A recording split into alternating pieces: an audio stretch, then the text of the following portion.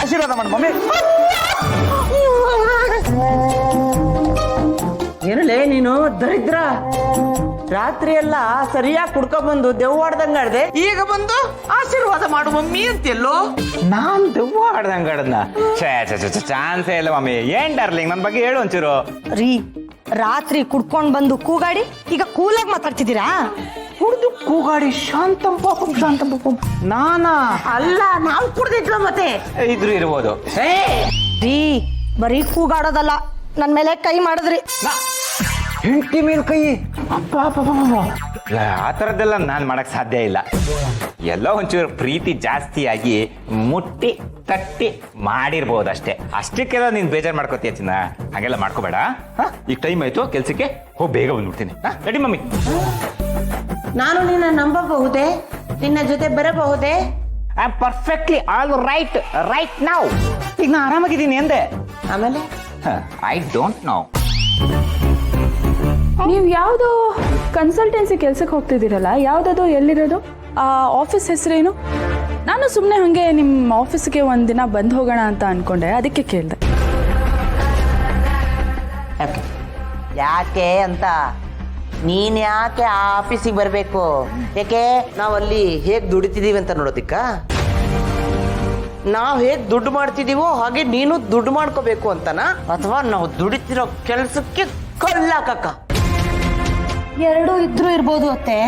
ಪಾಪ ಶ್ರೀಮಂತಿಕೆಯಲ್ಲಿ ಬೆಳೆದವ್ರಲ್ವಾ, ಈಗ ಬರೀ ಕೈಲಿರಕ್ಕೆ ಸಂಕಟ ಆಗ್ತಿರ್ಬಹುದು.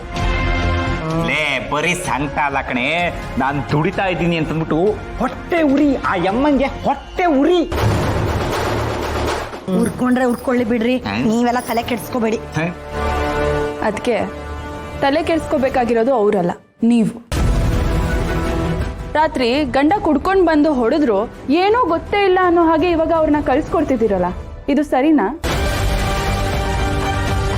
ನನಗೆ ಬುದ್ಧಿ ಮಾತು ಹೇಳೋ ಅವಶ್ಯಕತೆ ಇಲ್ಲ.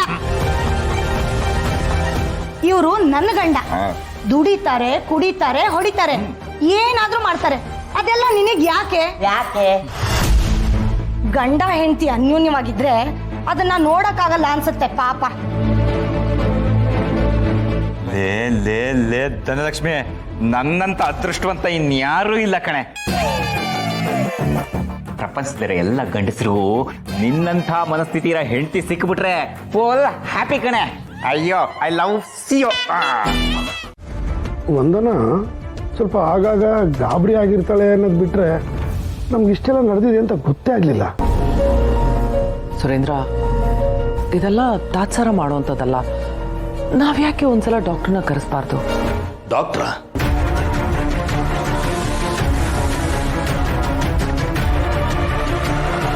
ಏನಕ್ಕ ಹೇಳ್ತಿದ್ಯಾ ನೀನು?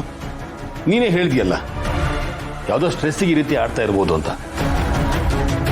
ಶ್ರಾವಣಿ ಇಲ್ಲ, ಪಿಂಕಿ ಇಲ್ಲ, ಲಲಿತಾದೇವಿ ಅಮ್ಮನವರು ಇಲ್ಲ. ಆ ಒಂಟಿತನ ಕಾಡಿ ಕಾಡಿ ಅವಳು ಈ ರೀತಿ ಬಿಹೇವ್ ಮಾಡ್ತೀಯಳ ಅಷ್ಟೇ. ಇಷ್ಟಕ್ಕೆಲ್ಲ ಹುಚ್ಚಿ ಅನ್ನೋ ಥರ ಡಾಕ್ಟರ್ನ ಮನೆ ಕರ್ಸೋದು ನನ್ಗ್ಯಾಕೋ ಸರಿಯಾಗಿ ಕಾಣಿಸ್ತಿಲ್ಲ. ಅಕ್ಕ, ನಾನು ಅವಳನ್ನ ನೋಡ್ಕೋತೀನಿ, ಆದ್ರೆ ಇನ್ಯಾವತ್ತೂ ಈ ರೀತಿ ಮಾತಾಡ್ಬೇಡ. ಅಲ್ಲ ಸುರೇ,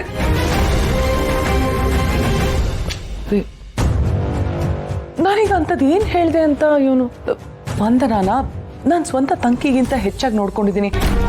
ಅವಳು ಈ ಮನೆಗೆ ಸೊಸೆಯಾಗಿ ಬಂದವಳಲ್ಲ, ಈ ಮನೆಗೆ ಮಗಳಾಗಿ ಬಂದವಳು ಅಂತ ಅನ್ಕೊಂಡಿದ್ದೀನಿ. ಅಲ್ಲ ವೀರು, ಅವಳು ಚೆನ್ನಾಗಿರ್ಬೇಕು ಅನ್ನೋ ಆಸೆ ನನಗಿರಲ್ವಾ? ಅಥವಾ ಅಲ್ಲದೆ ಅವಳಿಗೇನಾದ್ರೂ ಸ್ವಲ್ಪ ಹೆಚ್ಚು ಕಡಿಮೆ ಆದ್ರೂ ನಮ್ಮ ಪಿಂಕಿ ಭವಿಷ್ಯ ಏನಾಗ್ಬೇಡ. ವೀರು, ನನಗೇನೋ ಅವಳಲ್ಲಿ ಸಮಸ್ಯೆ ಇರೋದು ನಿಜ ಅಂತ ಅನಿಸ್ತಾ ಇದೆ. ಸುರೇಂದ್ರ ಎಮೋಷನಲ್ ಆಗ್ತಿದ್ದಾನೆ, ಸಹಜನೇ. I can understand. ಇರುವಾಗಂತ ಮೆಂಟಲ್ ಹೆಲ್ತ್ನ ನೆಗ್ಲೆಕ್ಟ್ ಮಾಡಬಾರ್ದು. ನನಗೆ ಒಬ್ರು ಒಳ್ಳೆ ಸೈಕ್ಯಾಟ್ರಿಸ್ಟ್ ಗೊತ್ತಿದ್ದಾರೆ, ನಾನು ಸಜೆಸ್ಟ್ ಮಾಡ್ತೀನಿ. ಇಷ್ಟು ಮೇಲೂ ನನ್ನ ಮಾತಿನ ಮೇಲೆ ನಂಬಿಕೆ ಇಲ್ಲ ಅಂದ್ರೆ ನಾನೇನು ಮಾಡೋಕ್ಕಾಗಲ್ಲ. ಛೇ, ನಂಬಿಕೆ ಅಂತೆಲ್ಲ ಯಾಕೆ ಮಾತಾಡ್ತೀಯಕ್ಕ? ನಾನು ದೇವ್ರು ನಂಬ್ತೀನೋ ಇಲ್ವೋ, ನಿನ್ನಂತೂ ನಂಬ್ತೀನಿ. ಈ ಮನೆಗೆ ನಮಗೋಸ್ಕರ ನೀನು ಎಷ್ಟು ತ್ಯಾಗ ಮಾಡಿದೀಯಾ? ಒಂದ ಎರಡ?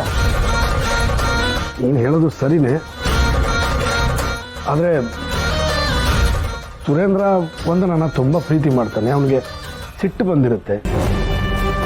ನಾವು ಇದ್ರ ಬಗ್ಗೆ ಸ್ವಲ್ಪ ಯೋಚನೆ ಮಾಡೋಣ, ಆಮೇಲೆ ಸುರೇಂದ್ರ ಹತ್ರ ಮಾತಾಡೋಣ.